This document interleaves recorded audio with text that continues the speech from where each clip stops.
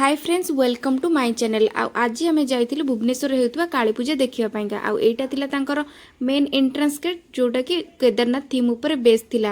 आ local Meena बजार माने ladies item बहुत परिमाण मिल। एटी आम कि ब्रेसलेट आ पाउच देखी जोटा कि आम भर क्या किसी पसंद हलानी। देन आम चलू नेक्स्ट दुकान को जो चीनामाटीर बहुत सारा सामान थिला घरकरणा जिनस उपरे किछि दिया कंटेनर छोट छोट आउ रूम रे शोकेस करने किछि पक्षी आउ किछि भेजिटेबल्स मध्य जो सब रे हमर किछि लेनदेन नाही। हमर लेनदेन कोठी ओनली पेट पूजा। देन आमे एठी मांकर यज्ञपीठ बुली मां को दर्शन करी आरती मध्य नेलु।